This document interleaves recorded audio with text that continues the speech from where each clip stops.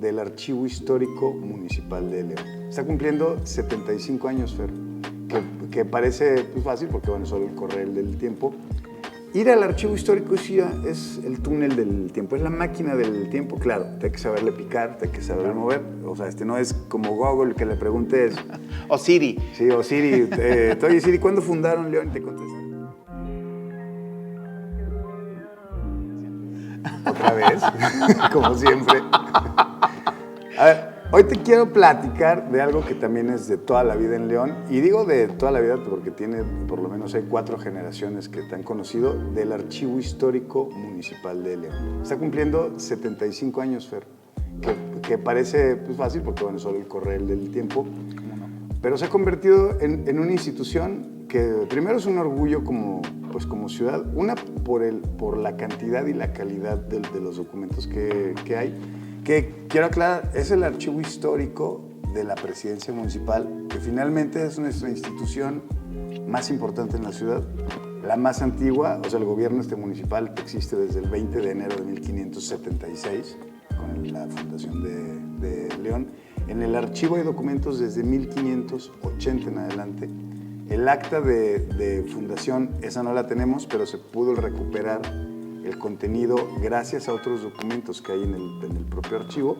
Pero lo que te iba a decir y lo que quiero compartir con los que nos siguen, que además está muy padre todo lo que nos escriben y todo lo que comentan. Y además en cantidades es de agradecer. Difíciles de leer, sí, cómo no. Pero a lo que voy es, el archivo histórico es como si fuera una máquina del tiempo, así literal. Yo creo que el archivo histórico es una de esas instituciones que no conocemos a profundidad, pero que todo mundo sabemos que existe. Es más, quizá no sabemos ni dónde está, que es lo primero que te quisiera preguntar, porque claro, hablando del edificio como tal, entiendo que ha migrado teniendo diferentes vocaciones, ¿no? Claro. Ahí vamos a separar. El propio archivo histórico nace en 1948 por iniciativa o lo formaliza don Vicente González del Castillo. Él era poeta, era catedrático, un tipo muy culto y muy inteligente. Esta es una generación en la que hay varios leoneses que son muy brillantes y presionan a las autoridades. ¿Este González del Castillo es de la misma familia de Autos Chachos, de los que viven en la Moderna? Sí, claro, él es la cabeza de toda su familia. Un hombre muy brillante, pero lo más importante es que supo el convencer al alcalde en ese momento de que ese archivo que estaba arrumbado en un cuarto oscuro, húmedo, echándose a perder, era tan valioso que no podía seguir así. Afortunadamente el alcalde en ese momento, que era Rodrigo Moreno, él entiende de esa relevancia y se lo confía a un hombre que le va a dar el sentido correcto. El archivo histórico inicia en la propia presidencia municipal, en el segundo piso. ¿Estamos hablando de qué año, aprox? 1948 hasta 1970, que se toma la decisión de restaurar totalmente el palacio y se tienen que ir saliendo todas las dependencias, y de ahí va a peregrinar por 18 años el archivo histórico en diferentes sedes.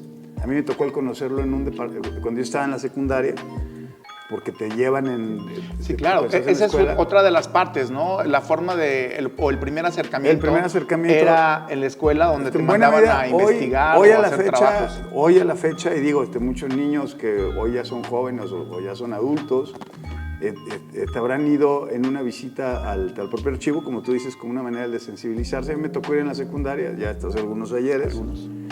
Y en ese momento estaba en un departamento, en la calle, en la de Constitución, era un departamento muy, muy chiquito. Pues un departamento. ¿Y cómo hacían para cargar todas las cajas y todo el material? Era tremendo. Yo me acuerdo haber conocido ahí justamente a Carlos Navarro, entre el montón de cajas y de archivos. Un personaje, Carlos Navarro. No, cómo no. Y ahí viene el punto. Él es el que va a convencer a las autoridades de cambiarse a la entonces ex cárcel de mujeres.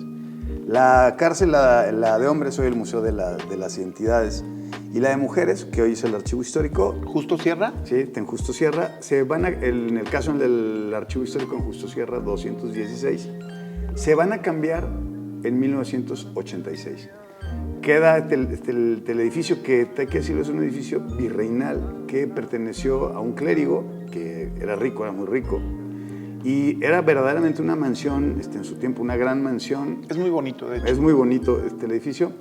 Pero como excárcel estaba hecho garras.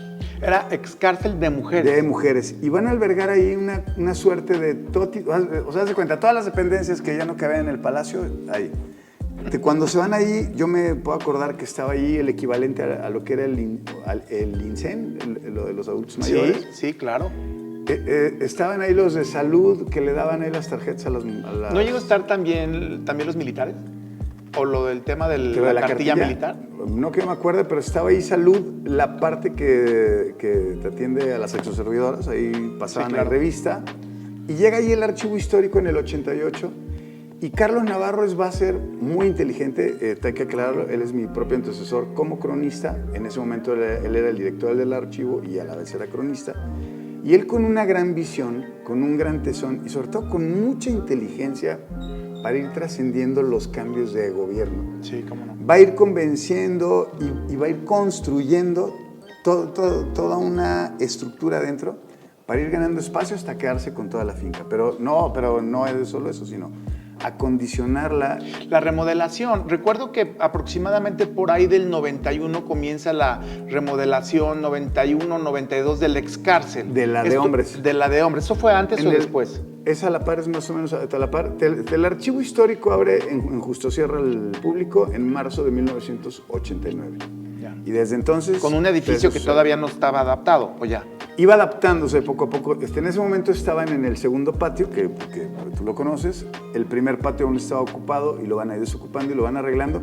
Pero lo más importante ya es a lo que voy para quienes nos vean.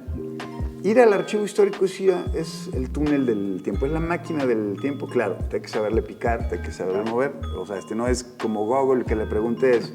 O Siri. Sí, o Siri. Oye, Siri, ¿cuándo fundaron León? Y te conteste.